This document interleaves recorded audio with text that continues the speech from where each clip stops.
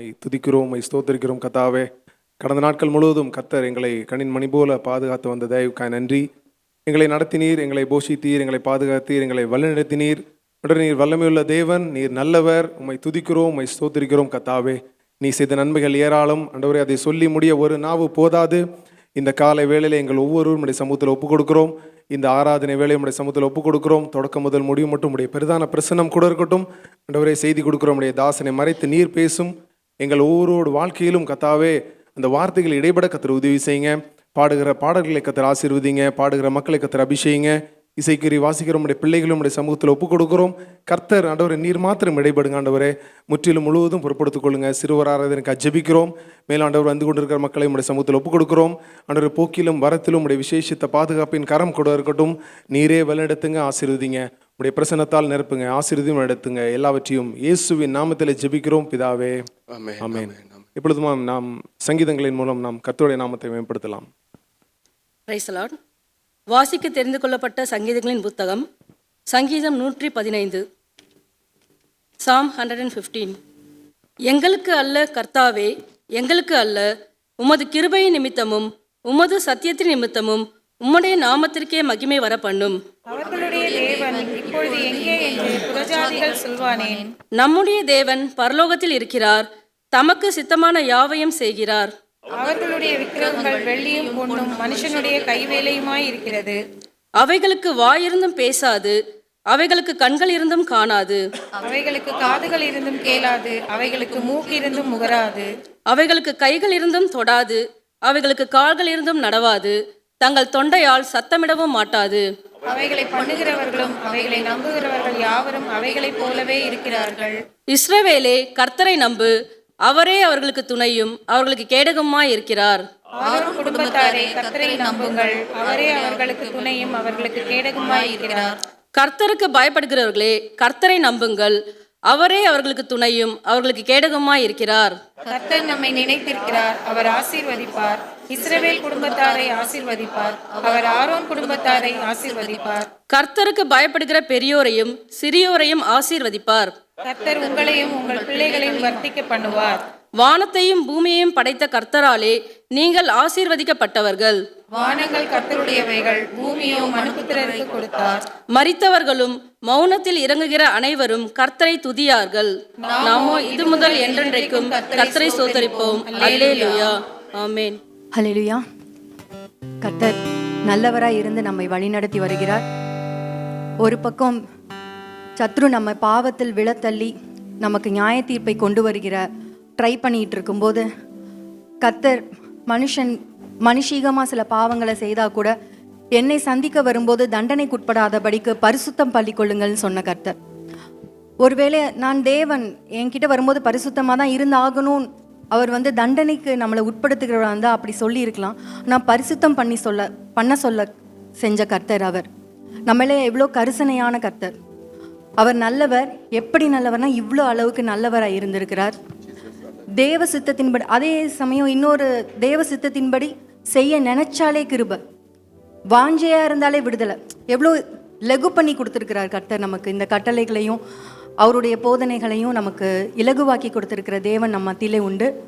அந்த தேவனை, அந்த விஷயத்தை உணர்ந்தவர்களை அந்த பாடலை பாடி தேவனை ஆராதிப்போம். எல்லாருக்கும் உன்னத கர்த்தாதி கர்த்தரே.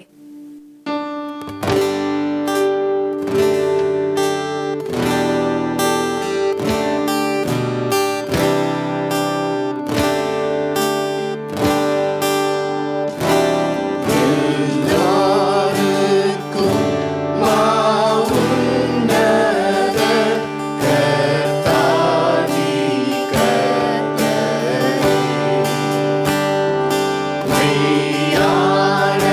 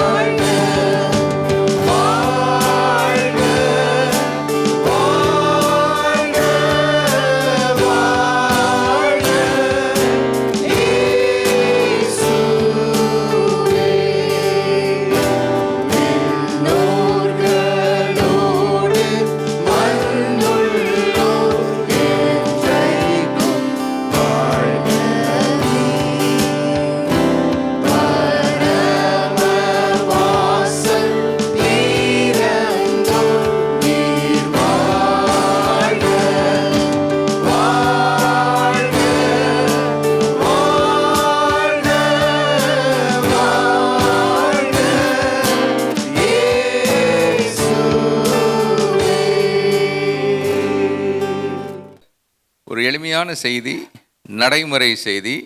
இந்த வேத பகுதி நான் வாசிக்கும்போது என்னோட பேசின ஒரு செய்தி. ரொம்ப சிம்பிளாக ஆண்டவர் பேசுகிறார். இருப்பாங்க ஒரு மார்னிங் நானும் என் மனைவியும் ஜெபம் பண்ணுற டைமில் அப்படி வாசித்துக்கிட்டே வந்தபோது அதில் நான் ஸ்ட்ரக் ஆகிட்டேன். இது ஒரு 15-20 நாளுக்கு முன்னாடி ஸ்ட்ரக் ஆகி அதிலே என்னுடைய மனசு போய்கிட்டே இருந்துச்சு. ஏன்னா இதை பேசுகிற நான் பரிபூர்ணமானவன், பூரணமானவன் அல்ல. நானும் நம்ம எல்லாரை போல குறைவுள்ளவன், பிரயாசப்பட்டு கொண்டு இருக்கிறேன், நிறைவு அடையும்படியாக வாஞ்சிக்கிறேன். சரியா? என்னங்க அப்படி என்ன உங்களை மடக்குன செய்தி, என்ன வார்த்தை உங்களை மடக்குச்சு அப்படின்னு நீங்கள் கேட்கலாம். இன்றைக்கி என்னுடைய செய்தியினுடைய தலைப்பு, உங்கள் எதிரி உங்கள் அயலான், உங்கள் சத்துரு உங்கள் அயலான். Your enemy is your neighbor. உங்கள் சத்துரு உங்கள் அயலான். இயேசுகிட்ட ஒருத்தன் கேட்குறான், தேங்க்யூ, ஒரு நியாயசாஸ்திரி கேட்குறான், ஆண்டவரே எனக்கு பிறன் யார் அப்படின்னு கேட்குறான். Logical question. ஏன் அதை கேட்டான் அப்படின்னு கேட்டால், இவனுக்கு தெரிஞ்சதெல்லாம் அவருக்கு தெரியுமான்னு பார்க்குறான். லூக்கா 10ஆம் அதிகாரத்தில் நம்ம அதை பார்க்குறோம், வாசிக்க போகிறதில்ல.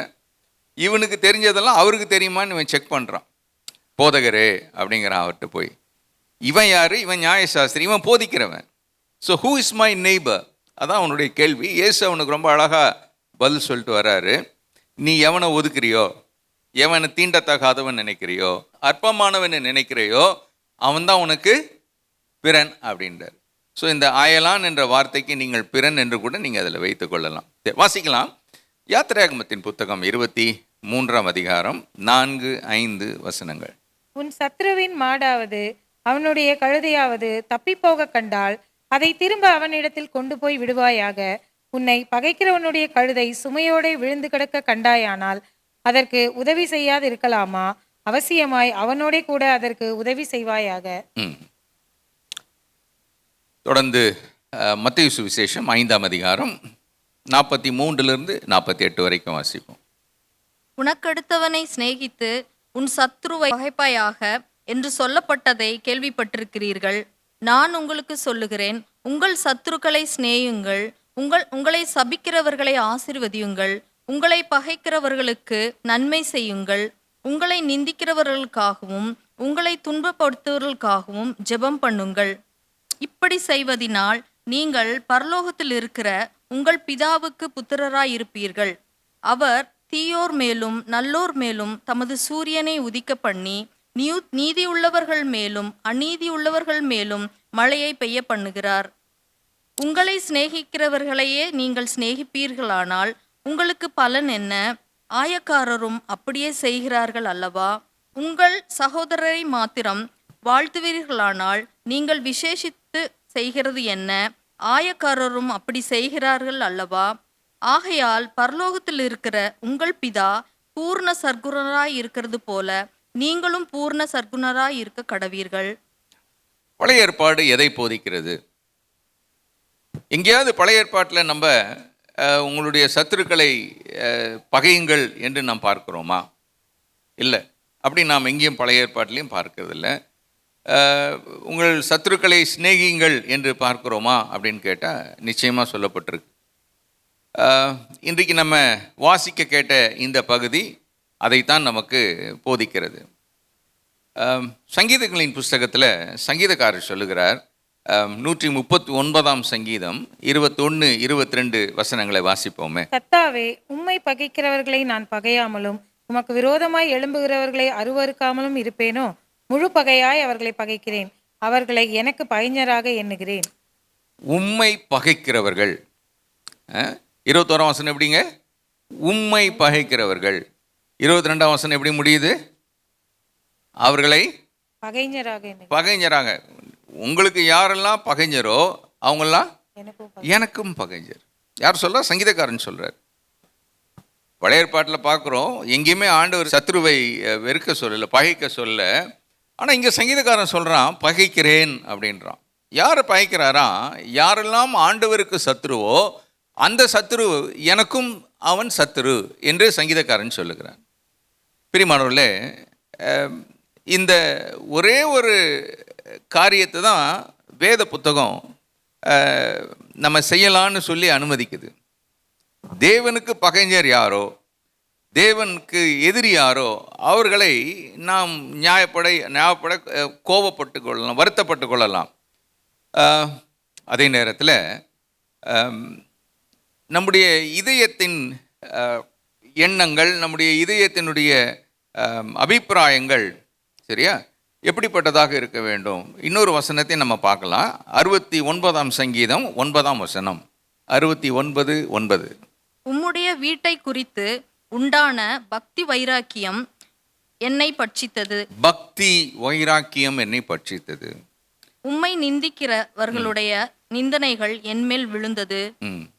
வேத புத்தகம் கூறுகிறது, ஐயா நீ யார் மேலும்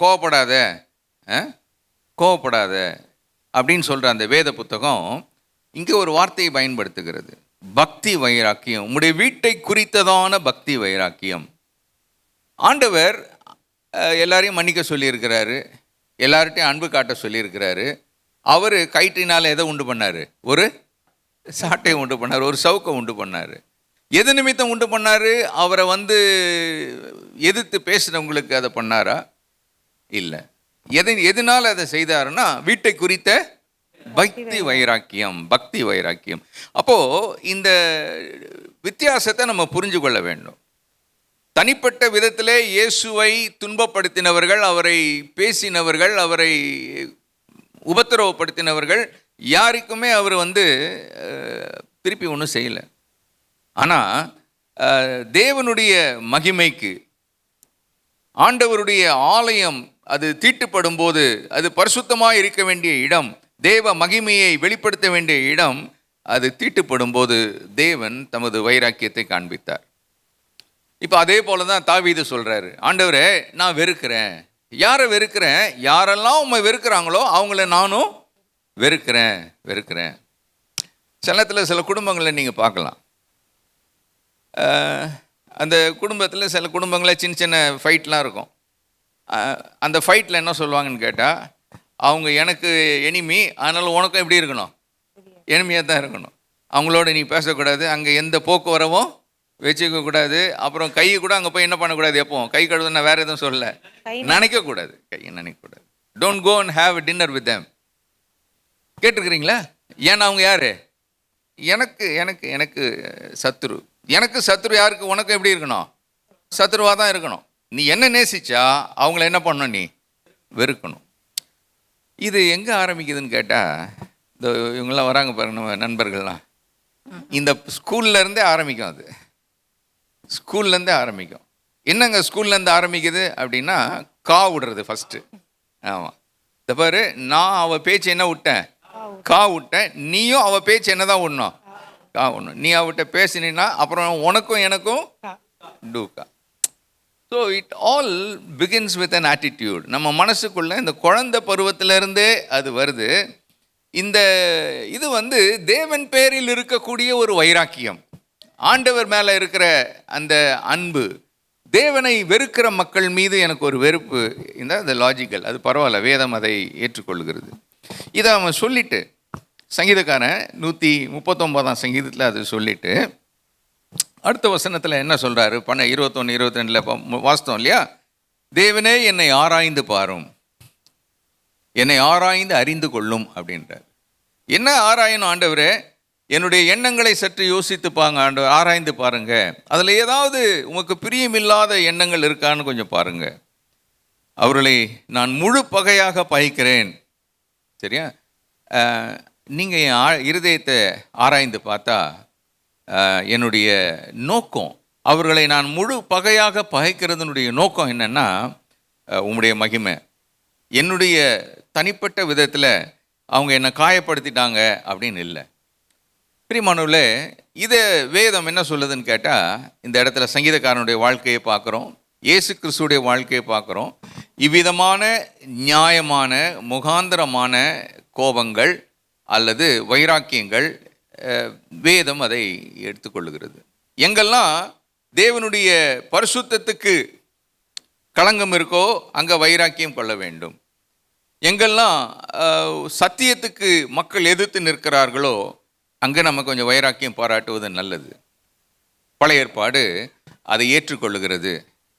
ஆனால் எந்த விதமான தாக்குதலையும் தீங்கு செய்தவருக்கு தீங்கு செய்வது என்பது வேதம் கூறுவதில்லை. எந்த விதமான கசப்பை மனதில் வைப்பதையும் நம்முடைய வேதம் நமக்கு அனுமதிப்பதில்லை. தனிப்பட்ட தாக்குதல்கள் வேதம் நமக்கு அனுமதிப்பதில்லை. பிரியமானவர்களே, எனவே யூதர்கள் யாரை பிறன் என்று அல்லது அயலான் என்று சொல்வார்கள் என்றால் அது ரொம்ப குறுகலான ஒரு எண்ணமுடையவர்கள். அவங்க என்ன சொல்கிறாங்கன்னா, எனக்கு நான் நம்புவதை நம்புகிறவன், சரியா, நம்புகிறதை நம்புகிறவன் தான் அயலான், எனக்கு பிறன். ஆனால் வேத புத்தகம் இதை மிகப்பெரிய ஒரு வார்த்தையாக அதை வர்ணிக்கிறது. பிரியமானவர்களே, யூதர்கள் மிக சிறிய கூட்டமாக இருந்த கலிலேயரை அவர்கள் ஏற்றுக்கொள்ளவில்லை. அந்த நாட்களிலே வாழ்ந்த யூதர்களோடு வாழ்ந்த இந்த கலிலேயர்கள் ஒரு சின்ன கூட்டமாக தான் இருந்தாங்க. ஆனால் யூதர்கள் அவர்களை ஏற்றுக்கொள்ளவில்லை, அவர்களை அங்கீகரிக்கவில்லை.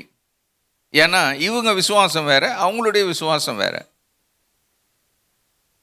அவர்கள் மீது ஒரு வெறுப்பையும் அவர்கள் மீது ஒரு வன்மத்தையும் அவர்கள் காட்டிக் கொண்டிருந்தார்கள். ஆனால் உண்மையிலே பழைய ஏற்பாடு எதை போதிக்கிறது? நம்முடைய அயலாரை குறித்து என்ன போதிக்கிறது? இந்த வார்த்தை எவ்வளவு பெரியது, இதில் அடங்கி இருக்கிற சத்தியம் என்ன என்பதை இன்றைக்கு நம்ம பார்க்க போகிறோம். இதை நம்ம கொஞ்சம் தெளிவாக பார்க்கணுன்னா உபாகமத்தின் புத்தகம் 22ஆம் அதிகாரம் 1 வசனம். உன் சகோதரனுடைய மாடாவது ஆடாவது வழி தப்பி போகிறதை கண்டாயானால் அதை காணாதவன் போல் இராமல் அதை உன் சகோதரனிடத்துக்கு திருப்பி கொண்டு போக கடவாய். யாருடையது? சகோதரனுடையது.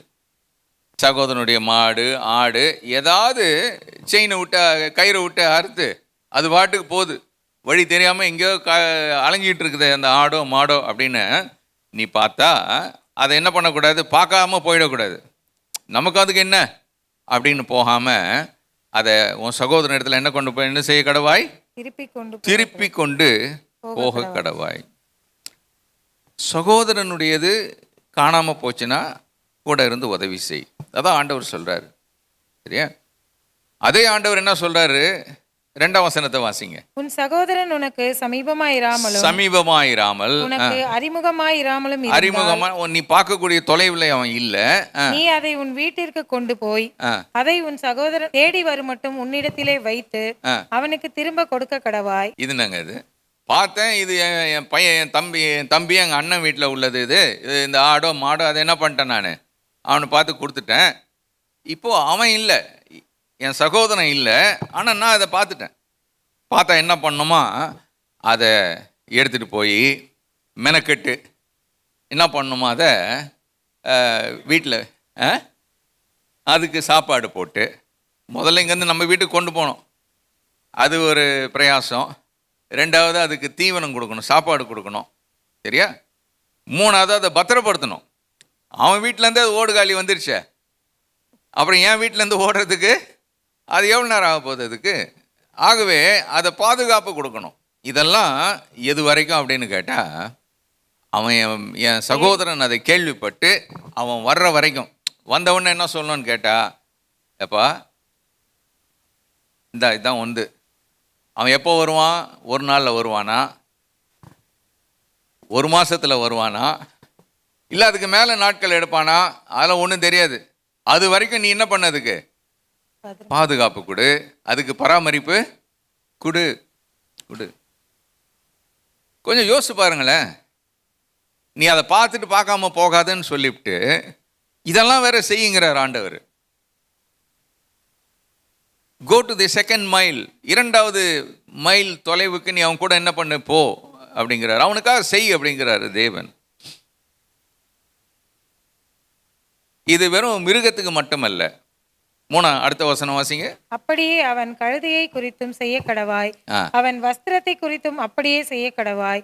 உன் சகோதரனிடத்திலிருந்து காணாமற் போனவைகள் எதையாகிலும் கண்டுபிடித்தாயானால் அப்படியே செய்ய கடவாய். போதும். ஆமா, இந்த மேல் அங்கி இல்லை, இந்த துண்டு, இந்த டவல், இது யாருது? என் சகோதரன்டாச்சே. நான் பார்த்துட்டேன், வழியில் பார்த்துட்டேன். அதை கூட என்ன பண்ணோம், அவங்ககிட்ட கொண்டு போய் என்ன பண்ணோம், சேர்த்துரு. ஸோ ஆண்டவர் எவ்வளவாக இந்த சின்ன சின்ன விஷயத்துலையும் நம்ம கவனமாக இருக்க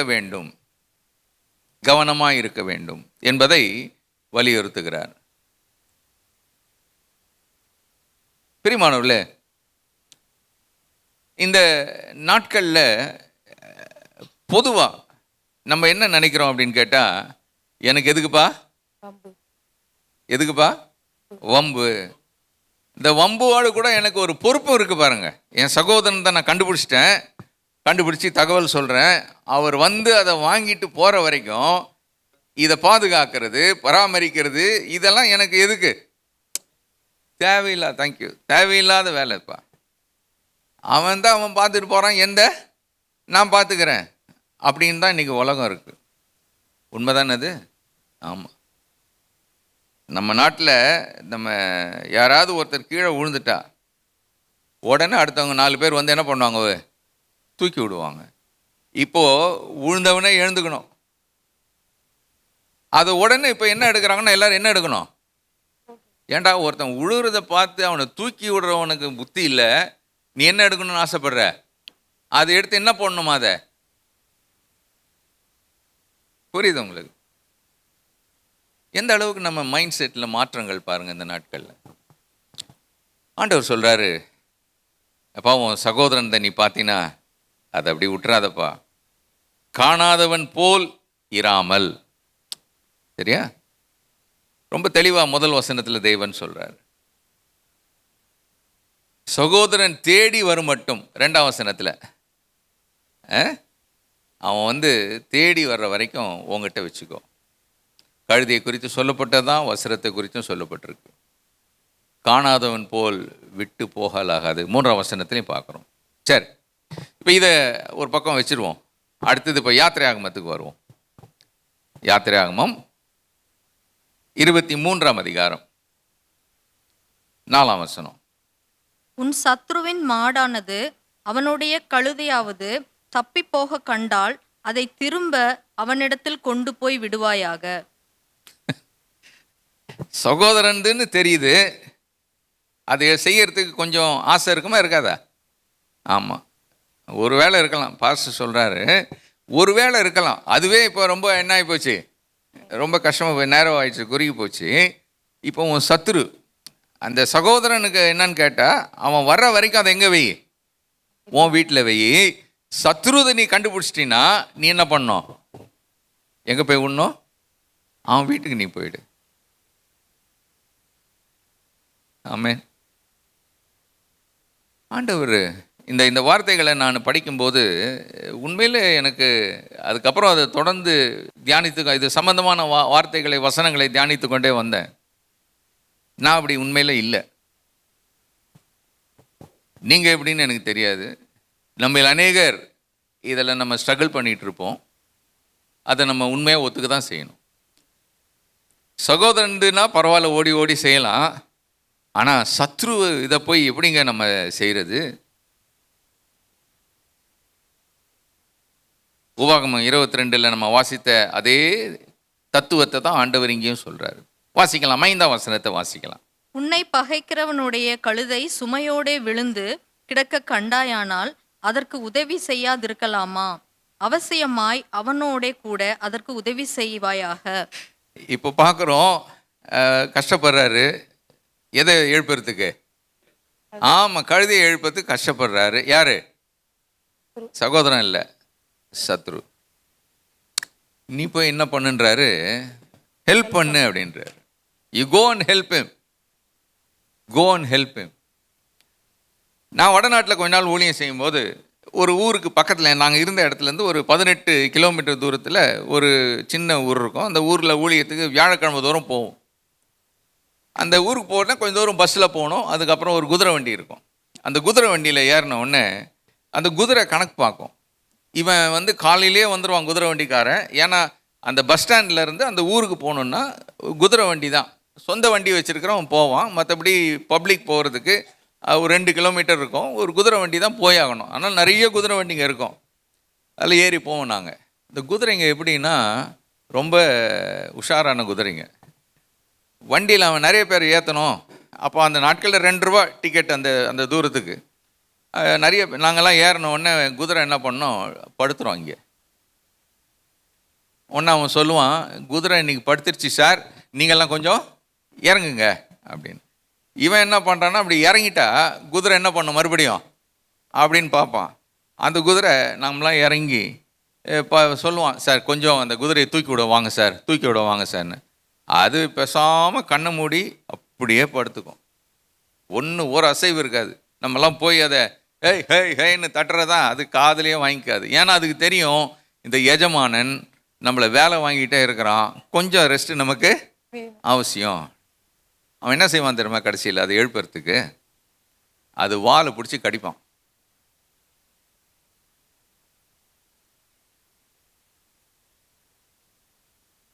அதை கடித்த உடனே நீங்கள் பார்த்தீங்கன்னா படுத்துருக்கிற குதிரை டக்குன்னு எழுந்திருக்கும். உடனே இப்போ சொல்லுவான், சார் சார் சார் வண்டியை கொஞ்சம் பிடிங்க, வண்டியை பிடிங்க. ஏன்னா அதுக்கு அடுத்த கோபம், என்னை எழுப்பிட்டியாடா நீ, நான் என்ன பண்ணுறேன் பாரு அப்படின்னு. நாங்கள்லாம் ஏறுறதுக்கு முன்னாடி அது பாட்டுக்கு போயிடும். வண்டியை பிடிங்க சார், வண்டியை பிடிங்க சார்னு. கவனிங்க, இந்த மிருகத்தை பிடிக்கிறது லேசானது அல்ல. அதுவும் யார் கூட போய் அதை தூக்கி விடணுமா, என் சத்துருவுடைய மாடு ஆடு இல்லை கழுதை விழுந்திருக்கும் போது அவன் தூக்கி தூக்கி பார்க்குறான். இதால் எழுந்திருக்க முடியல, அந்த மிருகத்தால் எழுந்திருக்க முடியல.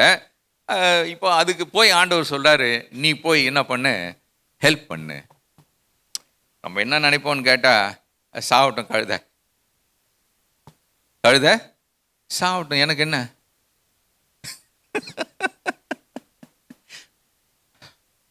எனக்கு என்னப்பா வந்துச்சு, அது உயிரோட இருந்தால் எனக்கு என்ன, அது செத்து போனால் எனக்கு என்ன. ஏன் அவன் யார் எனக்கு, அவன் சத்துரு, அவன் போராடிக்கிட்டு இருக்கிறான். ஆண்டவர் சொல்கிறாரு, நீ கொஞ்சம் போப்பா. இப்போ கொஞ்சம் யோசிங்க. உபாகமத்தில் பார்த்தது சகோதரன், அவனுக்கு ஒரு தேவை இருக்குது, அந்த தேவைக்கு போய் நீ என்ன பண்ணு, உதவி செய். இங்கே நம்ம பார்க்குறோம், யாத்திராகமத்தில் பார்க்குறோம், இவன் யார், சத்துரு, இவனுக்கும் போய் என்ன பண்ணு, அவனுக்கு என்ன செஞ்சியோ அதையே இவனுக்கும் செய். அப்போ சத்துரு கூட யாரை மாறிடுறான், நெய்பராக மாறிடுறான். தேங்க்யூ. சத்துரு கூட எனக்கு அயலானாக, எனக்கு சகோதரனாக அவன் மாறிடுறான். சகோதரனுக்கு என்ன அளவுகோலோ அதுதான் சத்துருக்கும் அளவுகோல். பிரியமானவர்களே, அநேக நேரத்தில் நமக்கு தெரிஞ்சதெல்லாம், உன் சத்துருவை சிநேகிக்காத, உன் சத்துருவை பகைத்து உன் அயலானை சிநேகிப்பாயாக. இன்னைக்கு சங்கீதக்காரன் சொல்கிறான், 119 சங்கீதத்தில் 96 வசனத்தில் சொல்கிறான், ஆண்டவரே உம்முடைய கற்பனைகள் எப்படிப்பட்டதான், ரொம்ப மிக ஆழமானவைகள் அப்படின்னு பார்க்குறோம். ஆண்டவர் ஒரு பெரிய நிலையில் சிநேகிதனையும் பார்க்குறாரு, சத்ருவையும் பார்க்கிறார், அயலகத்தாரை அல்லது நெய்பர் அல்லது பிறன் அவன் யார் என்பதை அவர் பார்க்கிறார். 1-2 உதாரணங்களை வேதத்திலேருந்து நம்ம பார்க்க போகிறோம். முதலாவது நம்ம பார்க்க போகிறது யாருன்னா யோபு. யோபு ஏதோ தப்பு பண்ணிட்டாங்க. இப்போ நம்ம நிறைய பேர் இருக்கிறாங்க பாருங்கள், இப்போவும் இருக்கிறாங்க. இவங்க யாருன்னு கேட்டால் ஆராய்ச்சியாளர்கள். ஆராய்ச்சின்னா ஒன்றும் நம்ம தேசத்துக்காகலாம் பெரிய பெரிய ஆராய்ச்சியெல்லாம் பண்ண மாட்டாங்க. யாராவது ஒருத்தர் கஷ்டப்பட்டா இதுக்கு காரணம்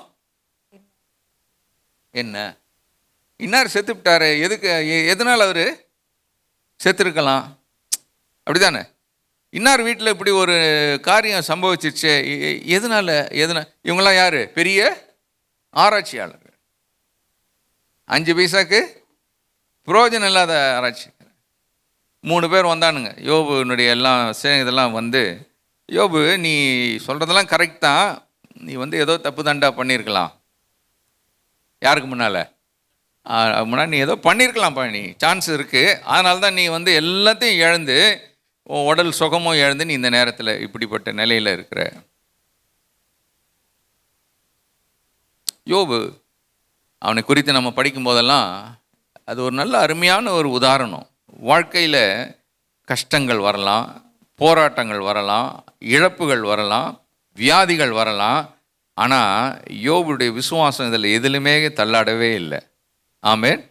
அவனுக்கு ஆண்டவர் மேலே ஒரு அளவில்லாத ஒரு விசுவாசம், அன்பு யோபுக்கு இருந்ததை நம்ம பார்க்குறோம். சரி, இப்போ இங்கே வருவோம். இப்போ யோபு என்ன சொல்கிறாருன்னு கேட்டால் 31ஆம் அதிகாரம், யோபு 31ஆம் அதிகாரம் 29ஆம் வசனம்.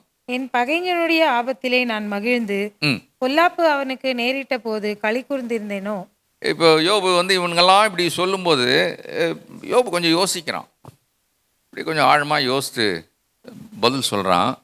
என்ன சொல்கிறான்? மறுபடியும் வாசிப்போம், அதையும் வாசிப்போம். என் பகைஞனுடைய ஆபத்திலே நான் மகிழ்ந்து, என் பகைஞருடைய ஆபத்திலே நான் மகிழ்ந்து, பொல்லாப்பு அவனுக்கு நேரிட்ட போது, பொல்லாப்பு அவனுக்கு நேரிட்ட போது களி கூர்ந்திருந்தேனோ. அப்பா சந்தோஷம்ப்பா, அந்த குடும்பம் அழிஞ்சு நாசமா போச்சு. இப்போ எனக்கு ரொம்ப சொல்லுங்களேன், ரொம்ப ஹாப்பியாக இருக்கேன் நான். அந்த அந்த குடும்பத்தில் இப்படி ஒரு சம்பவம் நடந்துச்சா, I am the happiest person அப்படின்னு நான் சொன்னது உண்டா? இப்போ என்ன நான் தப்பு பண்ணிட்டேன்னு சொல்கிறீங்களே நீங்கள்லாம் வந்து, நான் அப்படி கூட யோசித்தது கிடையாது அப்படின்றான். அவனுடைய உத்தமத்தை கொஞ்சம் யோசித்து பார்க்கலாமே. என் சொல்லுவாங்க சிலர், என் மனசில் கூட நான் அவனுக்கு தீங்கு நினைக்கல. யோபு அதான் சொல்கிறான். Even in my thought I never thought evil about somebody. பிரியமானவர்களே, இது பழைய ஏற்பாட்டு பரிசுத்தவான யோபு சொல்றது. 30ஆம் வசனத்தை வாசிங்க. அவன் ஜீவனுக்கு சாபத்தை கொடுக்கும்படி விரும்பி வாயினால் பாவம் செய்ய நான் இடம் கொடுக்கவில்லை. நான் வாயை திறந்து சபிக்கவும் இல்லை, மனசுல யோசிக்கவும் இல்லை. வாயை திறந்து யாரையாவது நான் சபிச்சேன்னு பார்த்தா அவன் சபிச்சிருக்கிறான். யாரை தான் சபிச்சிருக்கிறான்? அவனே என்ன பண்ணிக்கிட்டான்? ஆமாம், யோபு தன் பிறந்த நாளில் அவன் தன்னை சபிச்சுக்கிட்டான். But he never cursed anyone. சில நேரத்தில் நம்ம சாபம் எப்போ விடுவோம் தெரியுமா? ஃபைட் பண்ண முடியாட்டி என்ன பண்ணுறது, நீ அப்படி போ, இப்படி போ, அதுவா போ, இதுவா போ அப்படின்னு கொஞ்சம் நம்மளை விட ஸ்ட்ராங்கான ஒரு ஆப்போனண்ட் இருந்தால் சிம்பிளாக அப்படி சொல்லிட்டு, அப்பா என் மனசு இப்போ எப்படி, இட்ஸ் சேம் திங். நான் ரிட்டாலியேட் பண்ணி நான் ஒரு சண்டை போட்டு அவனை வீழ்த்துறதுக்கு என்னால் முடியல, அதனால் அப்படி சிம்பிளாக சொல்லிட்டு வர்றது. சில ஃபைட்லாம் பார்த்தீங்கன்னா ரொம்ப இன்ட்ரெஸ்டிங்காக இருக்கும். அந்த சண்டை எப்படின்னு கேட்டிங்கன்னா, மண்ணு தூக்கி இவங்களுடைய சத்துருக்கெல்லாம் வந்து என்ன பண்ணாங்க, மண்ணு தூக்கி அந்த வீட்டுக்குள்ளே அடிப்பாங்க. அந்த வெராண்டாக்குள்ளே மண்ணு போகும். அவங்க என்ன பண்ணுவாங்கன்னா, உள்ளேருந்து பக்கெட்டாக தண்ணி கொண்டு வந்து வெளியே ஊற்றுவாங்க. இதெல்லாம் முடியும். இது ஒரு 1 hour ஃபைட் இருக்குன்னு வைங்க. இது ரெகுலர் ஃபைட்டு, எங்களுக்கு பழகி போன ஃபைட்டு. முதல்லலாம் நான் போய் அவங்களுக்கு என்ன கொஞ்சம் இப்படி பண்ணாதீங்க அப்படின்லாம் காம்ப்ரமைஸ் பண்ணுவேன். அப்புறம் பார்த்தேன், இது வந்து அவங்களுக்கு ஒரு சந்தோஷமாக கிளுகிழுப்பாக இருக்குது. வெளியே அந்த மண்ணை தூக்கி போடுறதும், உள்ளேருந்து தண்ணி அடிக்கிறதும். அதுக்கப்புறம் பார்த்தீங்கன்னா இந்த ஃபைட்லாம் ஓவர் ஆனதுக்கப்புறம், ஆராதிப்பேன் நான் ஆராதிப்பேன். கிறுக்கு பசங்கள்ல. அதனால தான் நான் பஞ்சாயத்துக்கு போகல. ஏன் நான் அதை சொல்கிறேன்? So we would always like to retaliate.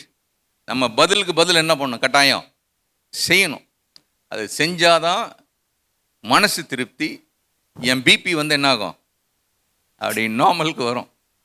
120/80 வரணும்னா நான் அதை திருப்பி டூ இட். ஆனால் யோபு என்ன சொல்கிறான் தெரியுமா? என் வாயை திறந்து கூட நான் சபிக்கலை. ஆமேன். அந்த 3 பயலுங்க வந்தானுங்க பாருங்க, அவங்கள கூட இவன் என்ன சொல்ல, டேய் வேலையை பார்த்துன்னு போங்கடா அப்படின்னு சொல்ல. he just kept quiet. என் மனசில் கூட நான் அதை யோசிக்கலை அப்படிங்கிறான். 31ஆம் வசனத்தை வாசிங்க. அவன் இனத்தார்களில் திருப்தியாகாதவனை காண்பிப்பவன் யார் என்று என் கூடாரத்தின் மனுஷர் சொல்லார்களோ. இதுக்கு விளக்கம் என்னன்னு கேட்டால், நான் எவனையும் கொல்லணும்னு கூட இவன் சாகணும் அப்படின்னு நான் பிரயாசப்படலை. I never wanted to kill somebody, take away the flesh of my enemy. என் சத்ருவனுடைய உயிரை வாங்கணும் அப்படின்னு நான் நினைக்கல. பிரியமானவர்களே, எந்த ஒரு யாருக்கும் தீமை செய்யக்கூடாது, பழிக்கு பழி வாங்கக்கூடாது என்ற எண்ணம் யோபுக்குள்ளே இருந்தது. யோபு எந்த காலத்தில் வாழ்ந்தான் அப்படின்னு பார்த்தீங்கன்னா, நம்ம ஆபிரகாமு, ஈசாக்கு, இல்லை யாக்கோபு, நம்முடைய முற்பிதாக்கள் வாழ்ந்த காலத்தில் வாழ்ந்தவன் தான் யார்? யோபு. முதல்ல எழுதப்பட்ட புஸ்தகம் எந்த புஸ்தகம் தான்? பழைய ஏற்பாட்டில் யோபின் புஸ்தகம் தான். அந்த காலத்தில் வாழ்ந்த அவனே இந்த யாத்திராகமோ அல்லது உபாகமோ இதெல்லாம் எழுதுறதுக்கு முன்னாடியே வாழ்ந்த யோபு தெரிஞ்சிருந்தான் யாரை சிநேகிக்கணும்? சத்ருவை சிநேகிக்கணும். யாரை பகைக்கக்கூடாது? சத்ருவை பகைக்கக்கூடாது. பிரியமானவர்களே, இப்போ நமக்கு பைபிள்லாம் கிடச்சி எத்தனை வருஷம் ஆகுது? நம்ம மொழியில் கிடச்சி கிட்டத்தட்ட ஒரு 300 வருஷம் இருக்கும். ஜிங்கன் பாலுக்கு வந்து எழுதினார், எழுதி நமக்கு புஸ்தகம் கிடச்சிது. இதெல்லாம் இல்லாத காலத்திலேயே பரிசுத்தவானாகிய யோபு ஆண்டவருடைய இருதயத்தை அறிந்து ஆண்டவருடைய வழிநடத்துதலின்படி அவன் வாழ்ந்தான். அல்லேலூயா. இதெல்லாம் கிடைச்சதுக்கு அப்புறமோ நாம் இப்படி வாழ்ந்து கொண்டு இருக்கிறோம். இன்னொரு உதாரணத்தை உங்களுக்கு நான் சொல்ல விரும்புகிறேன். சங்கீதங்களின் புஸ்தகம் 7ஆம் அதிகாரம் 3ஆம் வசனம். என் தேவனாகிய கர்த்தாவே, நான் இதை செய்ததும் என் கைகளில் நியாயக்கேடு இருக்கிறதும், பகைஞன் என் ஆத்துமாவை தொடர்ந்து பிடித்து என் பிராணனை தரையிலே தள்ளி மிதித்து என் மகிமையை தூளிலே தாழ்த்த கடவன். என் தேவனாகிய கர்த்தாவே. ஒரு விண்ணப்பத்தோடு கூட அவன் அதை ஆரம்பிக்கிறான். நான் இதை செய்தது உண்டானால், என் கையில் ஏதாவது அக்கிரமம் அல்லது நியாயக்கேடு இருக்கிறத நீங்கள் பார்க்குறீங்களா ஆண்டவரே? என்னோட சமாதானமாக இருந்தவனுக்கு நான் தீமை செய்தது உண்டா ஆண்டவரே? 4ஆம் வசனத்தில் சொல்கிறாரு, காரணமில்லாமல் எனக்கு சத்ருவானவனை நான் கொள்ளையிட்டது உண்டா ஆண்டவரே? இதெல்லாம் நான் செஞ்சுருக்கிறேனான்னு சொல்லி, என் தேவனாகிய கர்த்தாவே இதை நான் செஞ்சுருக்கிறேனான்னு கொஞ்சம் பாருங்கள். நல்ல சங்கீதக்காரனுடைய லைஃப்பை நம்ம பார்க்கணும் அப்படின்னு பார்த்தோம் அப்படின்னு கேட்டால், நான் நன்மை செய்தவங்களுக்கு தீமை செஞ்சுருக்கேனா அல்லது தீமை செஞ்சவங்களுக்கு நான் தீமை செஞ்சுருக்கேனா ஆண்டவரே? கொஞ்சம் யோசிங்க, கொஞ்சம் பாருங்கள், என் கையை பாருங்கள். அநேக நேரத்தில் நன்மை செய்தவர்கள், தீமை செய்தவர்கள், இவங்க ரெண்டுமே நம்ம வாழ்க்கையில் சந்திப்போம். தாவீது என்ன சொல்கிறான்னு கேட்டால், எனக்கு நன்மை செய்தவர்களுக்கு நான் தீங்கு செய்வது தவறு.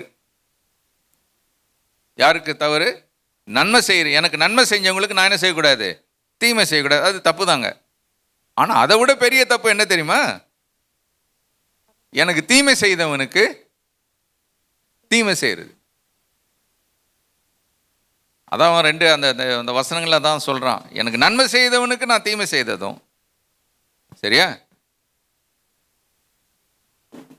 என் சமாதானமாக இருந்தவனுக்கு நான் தீமை செய்தது உண்டானால், என் சத்ருவுக்கு அவனை நான் கொள்ளையிட்டது உண்டானால், அப்போ சத்ரு ஒருத்தன் இருக்கிறான், அவனுக்கு நான் தீமை செய்வது லாஜிக்கல், அது நியாயம் தானே. அது அவன் யார்? எனக்கு சத்ரு.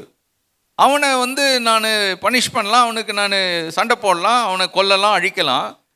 ஆண்டவரே என்னை கொஞ்சம் பாருங்கள், எனக்கு நன்மை செஞ்சவனுக்கு தீமை செய்கிறது தப்புன்னா, எனக்கு தீமை செஞ்சவனுக்கு தீமை செய்வது அதை விட பெரிய தப்பு, அதை விட பெரிய தப்பு. 5ஆம் வசனத்தை வாசிங்களேன். பகைஞன் என் ஆத்துமாவை தொடர்ந்து பிடித்து என் பிராணனை தரையிலே தள்ளி மிதித்து என் மகிமையை தூளிலே தாழ்த்த கடவன். எப்போ அதை செய்வோம்? நான் இதை மாதிரி ஒரு தப்பு பண்ணியிருந்தேன்னா, என்ன தப்பு? எனக்கு நன்மை செஞ்சவனுக்கு தீமை, எனக்கு தீமை செஞ்சவனுக்கு தீமை, இப்படின்னு நான் செஞ்சுருந்தேன்னா, ஆண்டவரே என்ன பண்ணுங்க, பகைஞன் கையில் என்னென்ன பண்ணுங்க, ஒப்பு கொடுத்துருங்க. Let the enemy take over me. கொஞ்சம் யோசிச்சு பாருங்க, அவன் என்ன ஒரு கான்ஃபிடென்ட்டோட, இல்லை ஒரு நம்பிக்கையோட அவன் சொல்கிறான். அப்படின்னா தாவீது தன்னுடைய வாழ்க்கையில் ஒருபோதும் நல்லவனுக்கும் பொல்லாதவர்களுக்கும் தீங்கு செய்கிறத பற்றி அவன் நினைக்கவே இல்லை, அதை செய்யவே இல்லை. ராஜாவாக இருந்தான், இவனுக்கு சத்துருக்களை அழிப்பது ஒன்றும் பெரிய கஷ்டம் கிடையாது. But he says, I have not done that. யோபு அதை அறிந்திருந்தான். நான் என் சத்துருவுக்கு நான் எந்த தீமும் செய்யலை. தாவீது அதை நன்கு உணர்ந்திருந்தான். 12ஆம் வசனத்தை வாசிங்க. சங்கீதம் 35:12. நான் செய்த நன்மைக்கு பதிலாக தீமை செய்கிறார்கள். ம் என் ஆத்துமா திக்கற்று போக பார்க்கிறார்கள். இது ஒரு குரூப்பு. எனக்கு நன்மை செய்தவனுக்கு நான் தீமை செய்யல, ஆனால் நான் யாருக்கெல்லாம் நன்மை செய்தனோ அவங்களாம் எனக்கு என்ன செய்கிறாங்க? தீமை செய்கிறாங்க. இது வேற குரூப்பில். இது என்னை பாதிக்குது ஆண்டவரே. நான் நல்லது செய்யணும்னு செய்கிறேன், ஆனால் அவங்க எனக்கு தீமையே செஞ்சுக்கிட்டு இருக்கிறாங்க. நமக்கு அது மாதிரி ஆட்கள் இருக்கிறாங்களா இல்லையா? நிறைய பேர் இருப்பாங்க. நம்ம நல்லது செய்வோம், நல்லது சொல்லுவோம் இல்லை, ஆனால் கரெக்டாக நமக்கு என்ன தீமை செய்யலாமேன்னு என்ன பண்ணிட்டு இருப்பான். சொல்லுவாங்க, பசங்க சொல்லுவாங்க, இவன் ரூம் போட்டு யோசிக்கிறான்டா அப்படின்னும். அடுத்தவனை எப்படி கெடுக்கலாம் அப்படின்னு திட்டமிட்டு வாழக்கூடிய ஒரு திரள் கூட்ட மக்கள் இந்த நாட்களில் உண்டு. சங்கீதக்காரன் சொல்கிறான், நான் தப்பு செய்யலை, அந்த தப்பை செய்யலை.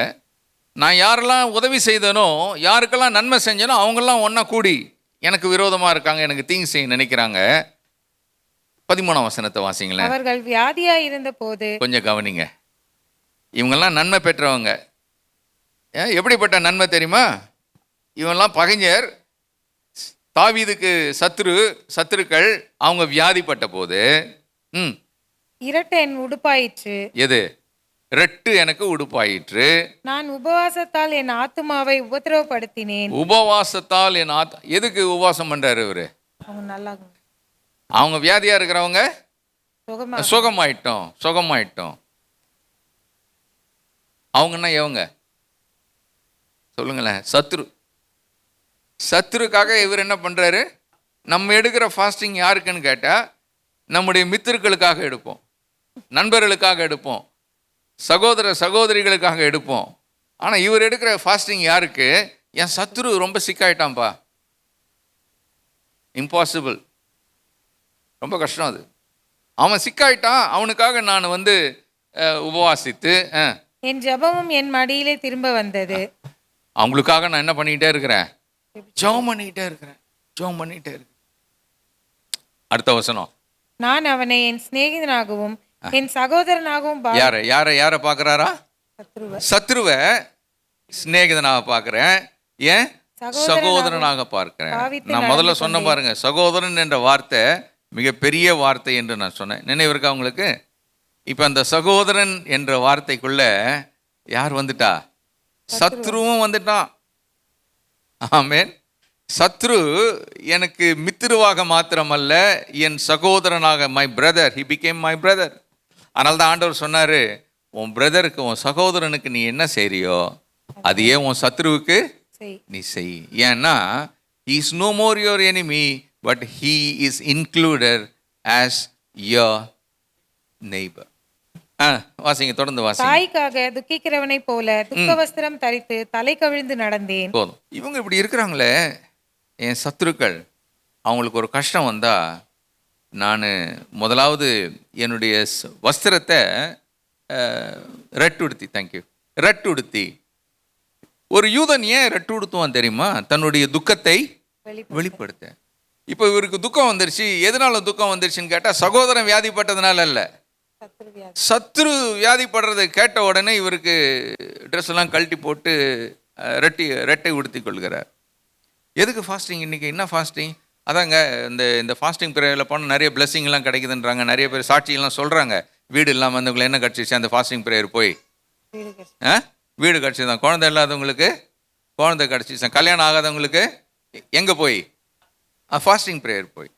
இவர் எதுக்கு ஃபாஸ்டிங்னு கேட்டால், என்ன ஒருத்தன் விரட்டி அடிக்கிறான் ஆண்டவரே, என்கிட்ட எப்போவும் வம்பு சண்டைக்கு வந்துனே இருக்கான் ஆண்டவரே, அவன் சிக்கா இருக்கான், அவன் ஹாஸ்பிட்டலைஸ் ஆகிட்டான், அவன் ஒரு பெரிய ட்ரீட்மெண்ட்டில் மாட்டிக்கிட்டான், அவனுக்கு நீங்கள் தான் உதவணும் ஆண்டவரேன்னு ஃபாஸ்டிங். இந்த ஃபாஸ்டிங் நம்ம இது மாதிரி எப்போவாது யாராவது பண்ண நினைவு இருக்கான்னு கொஞ்சம் யோசித்து பார்த்தா, எனக்கு நான் பண்ண மாதிரி இல்லை உண்மையிலே, ஹானஸ்ட்லி ஸ்பீக்கிங். நீங்கள் எப்படின்னு தெரில. That is what God expects us. ஆண்டவர் அதை தான் அன்பு சகோதர சகோதரிகளை நம்மகிட்ட எதிர்பார்க்கிறாரு. இவனுக்கு இன்னொரு பேர் என்ன தெரியுமா? தேவனுடைய இருதயத்துக்கு ஏன் ஏற்றவன்? இவன் தேவன் எதையெல்லாம் கண்டு யாரையெல்லாம் கண்டு பரிதபித்தாரோ அதுபோல பரிதபிக்கக்கூடிய ஒரு இதயம் உள்ளவன். அல்லேலூயா, கர்த்தருடைய நாமத்துக்கு மகிமை. இவன் இப்படி இருக்கிறான் பாருங்க, ரெட்டை உடுத்திக்கிட்டான், உபவாசம் பண்ணுறான், அவங்களுக்காக ஜெபம் பண்ணுறான். பட் அந்த பயலுங்க என்ன பண்ணுறானுங்க பாருங்க, அடுத்த வசனம் வாசிங்க. ஆனாலும் எனக்கு ஆபத்துண்டான போது, கவனிங்க, அவனுக்கு ஆபத்து உண்டானா இவன் துக்கப்படுறான், ஜெபம் பண்ணுறான், இல்லை தன்னுடைய துக்கத்தை தன்னுடைய வஸ்திரத்தில் காமிக்கிறான். ஆனால் தாவீதுக்கு துக்கம் உண்டான போது அவர்கள் சந்தோஷப்பட்டு கூட்டம் கூடினார்கள். உண்மையான சத்துரு யாரு தான்? இவனுக்கு தான். He kept on doing good, but they kept on doing evil. நல்லதே செய்யணும்னு இவன் செஞ்சுக்கிட்டே போறான், அவங்க தீமையே செய்யணும்னு செஞ்சுட்டு வராங்க. இவன் கஷ்டப்படும் போது வாசிங்க. நீசரும் நான் அறியாதவர்களும் எனக்கு விரோதமாய் கூட்டம் கூடி ஓயாமல் என்னை நிந்தித்தார்கள். நீசர் சொல்லுவாங்க, தப்பா யாரும் நினைச்சிடாதீங்க.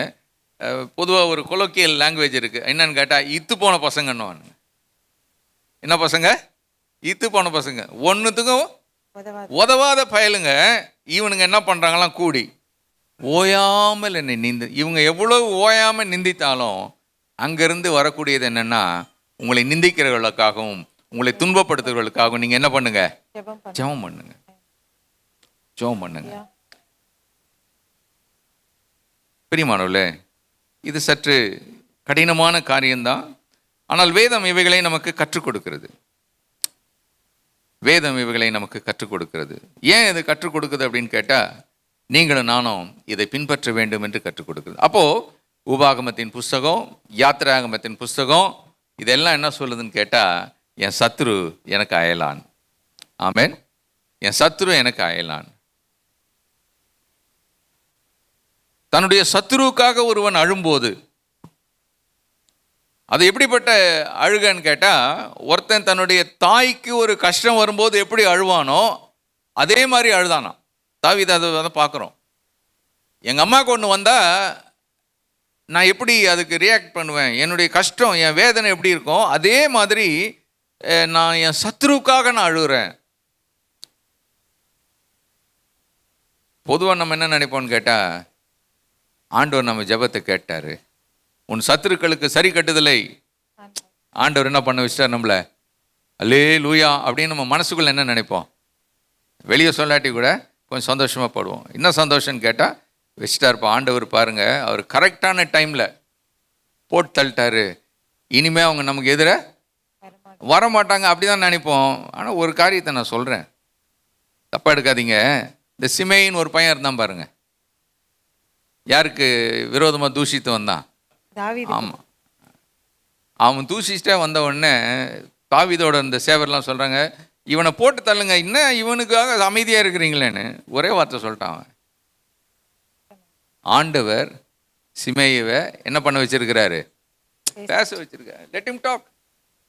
அவர் அனுமதி கொடுக்காம இவன் என்ன பண்ண மாட்டான், பேச முடியாதுப்பா.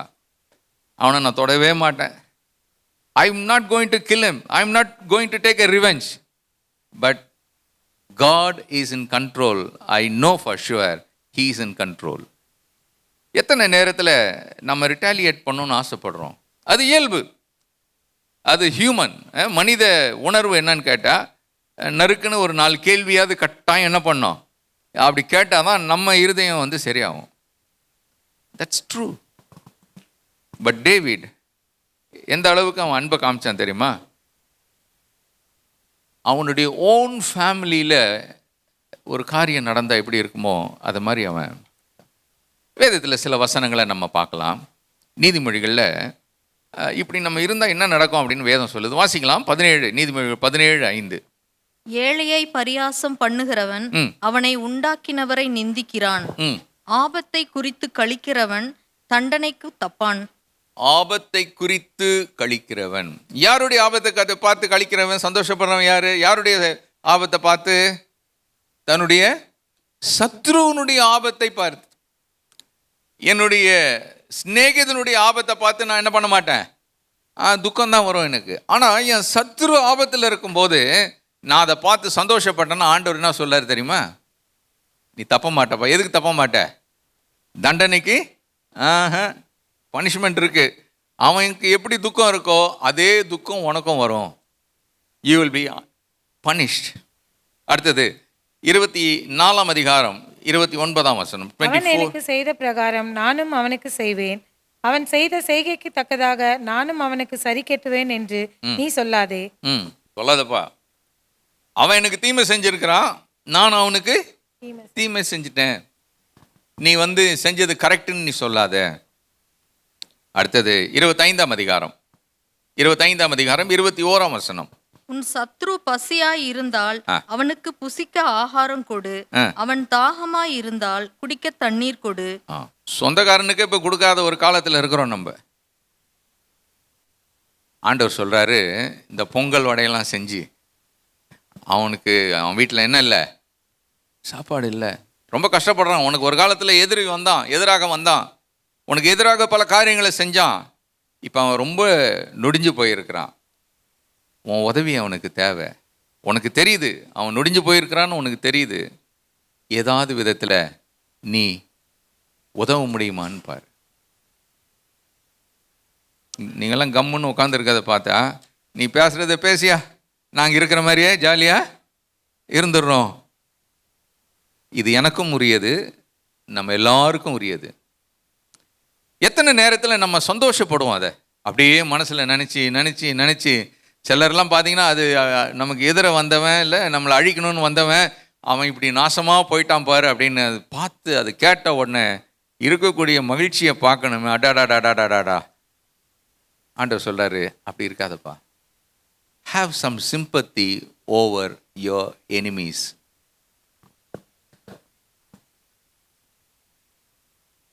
அங்கே சொன்னார் பாருங்க, கொண்டு போய் எங்கே விடு மிருகத்தை, அவன் வீட்டிலே கொண்டு விடுன்னாரு பாருங்க.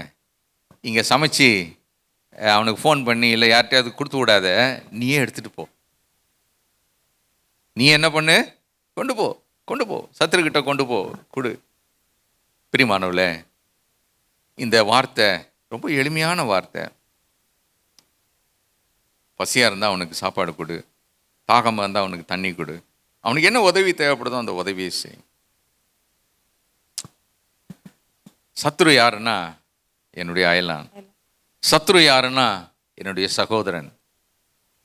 இது சரீர பிரகாரமாக அல்ல, மாறாக ஒரு ஆவிக்குரிய பிரகாரமாக அவன் எனக்கு அயலகத்தானாக அல்லது உதவி நான் செய்யக்கூடிய ஒரு நபராக, தேவை உள்ளவனாக அவன் காணப்படுகிறான். ஆண்டவர் ஒரு இடத்துலையும் சத்ருவை வெறுன்னு சொல்லலை, வெறுப்பை காட்டுன்னு சொல்லலை. பழைய ஏற்பாடு ஆனாலும் சரி, புதிய ஏற்பாடு ஆனாலும் சரி, ஆண்டவர் பிறரை நேசிக்க சொல்லுகிறார், மன்னிக்க சொல்லுகிறார், தீமையை நன்மையினாலே வெல்ல வேண்டும் என்று சொல்லுகிறார். 44ஆம் வசனம் மத்தேயு 5:44 வாசிக்கிறோம். உங்கள் சத்துருக்களை சிநேகியுங்கள், உங்களை சிநேகியுங்கள், உங்களை சபிக்கிறவர்களை ஆசீர்வதியுங்கள், உங்களை பகைக்கிறவர்களுக்கு நன்மை செய்யுங்கள், உங்களை நிந்திக்கிறவர்களுக்காகவும் உங்களை துன்பப்படுத்துகிறவர்களுக்காகவும் ஜெபம் பண்ணுங்கள். அல்லேலூயா. சிம்பிளா ஆண்டவர் ரொம்ப சிம்பிளா சொல்லிட்டாரு ஒரே வார்த்தையில. இவ்வளவு நேரம் நம்ம கேட்ட அந்த செய்தியினுடைய சாராம்சத்தை இயேசு கிறிஸ்து ஒரே ஒரு வசனத்தில் சொல்லிட்டார். சத்துருக்களை சிநேகிப்பது என்பது அவங்க செஞ்ச தப்பை நியாயப்படுத்துவது அல்ல. நான் சத்துருவை சிநேகிக்கிறேங்க, அவங்க செஞ்சதெல்லாம் ஒன்றும் பெரிய அநியாயம்லாம் இல்லைங்க அப்படின்னு அதை நியாயப்படுத்துவது அல்ல. சத்துருவை சிநேகிப்பது என்பது எனக்குள்ள அவங்க மேலே இருக்கிற அந்த வெறுப்பு இல்லையா, அந்த வெறுப்பை வளர விடாமல் இருப்பது, கசப்பை வளர விடாமல் இருப்பது, பதில் செய்ய வேண்டும் என்ற அந்த துடிப்பை வளர விடாமல் இருப்பது. அது எப்படிங்க வளர விடாமல் நான் இருக்கலாம் அப்படின்னு கேட்டால், பழிவாங்குதலுக்கு மாறாக மன்னிப்பது, எதிர்ப்பு தெரிவிக்கிறதுக்கு மாறாக ஜெபம் பண்ணுவது, கிருபையை காண்பிப்பது. இதைத்தான் தேவன் நம்மிடத்தில் எதிர்பார்க்கிறார். ஆண்டவர் இதன்படி வாழ எனக்கும் நம் ஒவ்வொருவருக்கும் உதவி செய்வாராக. தொடர்ந்து பாஸ்டர் அவர்கள். இதை தான் ஆண்டவர் சிலுவையில் சொன்னார். பிதாவே இவர்களை மன்னியும். யாரு? ஹல்லேலூயா. அருமையான இன்றைக்கு பெர்னார்ட் ஷா, எத்தனை பேருக்கு தெரியும் தெரியல, was a witty person. Bernard Shaw அப்படி சொல்கிறாரு, I've never committed any murder. I've never committed any murder, but I always read the obituaries with utmost pleasure. இப்படி செய்கிறேங்க, I've never committed a murder. ஒவ்வொரு நாளும் பேப்பரில் என்ன வரும்? இவன் செத்தான், அவன் செத்தான், அதை வாசிக்கும் போது அப்படியே சந்தோஷமாக அதை வாசிப்பேன். வா, இவன் போயிட்டான்டா, இவன் போயிட்டான்டா. அருமையால் இன்றைக்கு அறிய வேண்டிய காரியம் என்ன? நம்முடைய வாழ்க்கையில் எல்லா மதங்களும் நல்லதை போதிக்குதுன்னு வாசிக்கிறோம், பார்க்குறோம், கேள்விப்படுறோம். ஆனால் இந்த சத்திய வசனம் மாத்திரம் சொல்லுது, சத்துருவை நேசிக்கணும். ஆமென். எல்லா மதங்களும் நல்லவனுக்கு நல்ல செய், உனக்கு நல்ல செஞ்சால் அவன் நல்லது செய், வெரி குட். ஏழைக்கு உதவி செய், ஏழைக்கெல்லாம் உதவி செய்யலாம். ஆனால் அவனை பகைத்தவனுக்கு செய்ய முடியுமா? ஆமென். ஹல்லேலூயா, ஹல்லேலூயா. ஐயா, உன் சகோதரனை மாட்டை எழுத்துட்டு வரலாம், பார்க்கலாம். உன் சத்துருடைய மாட்டை கொண்டு போய் அவன் வீட்டில் போய் விடுவியா? இன்றைக்கி மாடு இல்லை, காரு, பைக்கு. ஆமென். அருமையான இன்றைக்கு இதுதான் தேவன் நம்மிடத்தில் எதிர்பார்க்கிறார். அண்ணா கவனிக்கலாம், யோபனுடைய ஆசீர்வாதம் எங்கே இருந்துச்சு தெரியுமா? இவனை அலப்பின அந்த மக்களுக்காக வேண்டிக் கொண்ட பொழுது கர்த்தர் அவனை ஆசீர்வதித்தார். அவன் நல்லவன், அவன் நல்லவன்மா. ஆனால் அவனுடைய ஆசீர்வாதம் எங்கே இருந்துச்சுன்னா, எப்பொழுது அந்த அலப்புகிற அந்த மக்களுக்காக இவன் வேண்டிக் கொண்டானோ அப்பொழுது இவனுடைய வேண்டுதல் கேட்கப்பட்டது. கர்த்தருடைய பிள்ளை இன்றைக்கு அறிந்து கொள்ளலாம், இது ஒரு எளிமையான வார்த்தை. ஆனால் இன்றைக்கு உங்களுடைய என்னுடைய ஆசீர்வாதம் எங்கே இருக்குன்னா, என்றைக்கு இந்த அன்பை இந்த சத்துருக்கு நான் வெளிப்படுத்து. இதுதான் அருமையாவுள்ளே இந்த வேதத்தின் உபதேசம், இதுதான் ஆண்டவர் செய்து காட்டினார். ஹல்லேலூயா. கர்த்தருடைய பிள்ளை இன்றைக்கு அறிந்து கொள்ளலாம். திரும்ப சொன்ன, ஆரம்பத்தில் சொன்ன எளிமையான வார்த்தை. ஆனால் இன்றைக்கு நாம் அதை கடைபிடிக்க வேண்டும். கண்ணை முடிச்சு ஜெபிக்கலாமா? இந்த செய்தியை கேட்கும் பொழுது, முதல் முறை கேட்கும்போது என் மனசில் 2-3 பேர் அப்படியே ஞாபகத்துக்கு வந்துச்சு. உடனே அவங்களுக்காக நான் ஜெபம் பண்ணேன். ஆண்டவரே, இவங்களெல்லாம் ஆசீர்வதிங்க ஆண்டவரே. ஏன்னா முந்தி உண்மையாகவே நான், ஆண்டவரே இவங்களை ஒரு கை பாருங்க ஆண்டவரே, இவங்களாம் என்ன பண்ணியிருக்காங்க, எனக்கு ரொம்ப ரொம்ப பண்ணிட்டாங்க ஆண்டவரே, நீங்கள் என்ன பண்ணுங்க, நீங்கள் பாருங்க ஆண்டவரேன்னு சொல்லியிருக்கேன். ஆனால் இன்றைக்கு கர்த்தர், இல்லை ஆண்டவரே மன்னிங்க, என்ன மன்னிங்க, அவங்கள நான் மன்னிக்கிறேன், மன்னிக்கிறது இல்லை, அவங்கள ஆசீர்வதிக்கிறேன் ஆண்டவரே, அவங்கள ஆசீர்வதிக்கிறேன். அருமையாவில் இன்றைக்கு இந்த செய்தி கேட்கும் பொழுது கர்த்தர் சில முகங்களை கொண்டு வருவார், சில பெயர்களை கொண்டு வரணுமா. இன்னைக்கு அதை செய்யறது மூலமா நீ உன்னுடைய வாழ்க்கையில ஒரு ஆசீர்வாதத்தின் வாசலை திறக்கிறார். அன்றா அறிந்து கொள்ளலாம், நீ செஞ்சினா உன் ஆசீர்வாதத்தின் வாசல் நீ திறக்கிறமா. இன்னைக்கு சாவி உன் கையில தான் இருக்கு. உன்னுடைய ஆசீர்வாதத்தின் திறவுகோல் உன்னுடைய கரத்தில் உண்டு. கர்த்தருடைய பிள்ளையை இன்றைக்கு தயவு செய்து இன்னைக்கு ஆண்டவர் யாராவது மனசில் கொண்டாந்தா இன்னைக்கு ஒப்பு விட்டுக்கலாமா. இன்னைக்கு ஒரு பெரிய ஒரு கட்டவிழ்ப்பை சபையான உணரலாம். வரப்போகிற நாட்கள் ஒரு அற்புதத்தை நீ அனுபவிப்பார். சிம்பிள் காரியமா உன் சத்துருவுக்கு நீ ஆசீர்வாதத்தை ஜெபம் பண்ணு. ஆமென், ஹல்லேலூயா. இது வரைக்கும் இந்த ஜெபத்தை நம்ம ஜெபம் பண்ணதில்லை. ஐயா, என்னைக்குமா அந்த சத்துருவுக்காக உபவாசம் இருந்து ஜெபம் பண்ணோம். இதான நம்முடைய வசனம் போதிக்குது.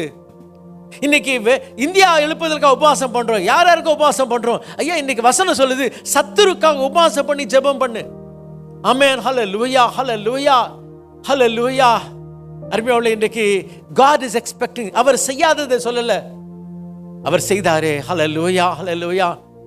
அருமையானவர்களே, இன்றைக்கு செய்யுமா சகோதரனே, சகோதரியே, செய்யுமா. ஹல்லேலூயா. சில நேரத்தில் நம்ம சத்துரு எங்க இருக்கிறாங்க சொல்லுங்களேன், சத்தமா சொல்லுங்களேன். வீட்டாரே இருக்கிறாங்க. ஐயா, ஊர்ல இருக்க சத்துரு கூட ஜெபம் பண்ணிடுவேன். இந்த வீட்டார் சத்துருக்கு ஜெபம் பண்றது ரொம்ப ரொம்ப கஷ்டம். இன்னைக்கு ஜெபம் பண்ணி பாரு, இன்னைக்கு ஜெபம் பண்ணி பாரு. ஹல்லேலூயா. அவங்களை ஆசீர்வதிச்சு பாரு. ஹல்லேலூயா, ஹல்லேலூயா. ஆமென். அவங்க வார்த்தையை, அவங்க பேரை சொல்லி நீ ஜெபம் பண்ணி பாரு. ஹல்லேலூயா. உன் பேரில் கர்த்தர் அருமையாவுள்ளே கிருபையா இருப்பார். உன் பேரில் கர்த்தர் கிருபையா இருப்பார். ஹல்லேலூயா. அப்பா ஆண்டவரே, நாங்கள் கேட்டோம், செய்யறது எங்களுக்கு கஷ்டம். உங்ககிட்ட எப்படியா நாங்கள் மறக்க முடியும்? எங்கள் மனசில் என்னென்னலாம் யோசிச்சோம் அதெல்லாம் நமக்கு தெரியுமே. இந்த வேளையில் அறிக்கை எடுக்கிறோம், இல்லையா உம்முடைய வசனம் உண்மை சத்தியம், இதை நாங்கள் கீழ்ப்படிய நாங்கள் ஒப்பு கொடுக்கிறோம், இதற்கு இணங்கி கொடுக்க ஒப்பு கொடுக்கிறோம், எங்களுக்கு இது கீழ்ப்படிய பலன் தாரும், மனதை தார ஆண்டவரே. ஹல்லேலூயா. உம்முடைய வசனம் கீழ்ப்படுகிறது போல இருக்க ஒரு திருப்தி எதுவுமே கிடையாது ஆண்டவரே. ஹல்லேலூயா. இதன் மூலமாய் ஆண்டவரே உடைய வாழ்க்கையில் அடைப்பட்டிருக்க எல்லா ஆசீர்வாதத்தையும் சுதந்திரிக்க பெற்றுக்கொள்ள யோபின் தேவன் ஆண்டவரே இந்த சபையின் தேவனாயிருந்து ஆசீர்வதிப்பீராக. தொடர்ந்து வழி நடத்தும் பொறுப்படுத்திக் கொள்ளும் இயேசு நாமத்தில் வேண்டிக் கொள்கிறோம் பிதாவே. ஆமென், ஆமென். நம்முடைய கர்த்தராகிய இயேசு கிறிஸ்துவின் கிருபையும் பிதாவாகிய தேவனுடைய அன்பும் பரிசுத்தாவின் அந்யோன்ய ஐக்கியமும் நம் அனைவரோடும் இன்றும் என்றும் இயேசு வரும் மட்டும் இருப்பதாக. ஆமென். என் ஆத்மாவே கர்த்தரை ஸ்தோத்திரி, பரிசுத்த நாமத்தை ஸ்தோத்திரி. என் ஆத்மாவே கர்த்தரை ஸ்தோத்திரி, கர்த்தர் செய்த சகல உபகாரம் மறவாதே. ஆமென்.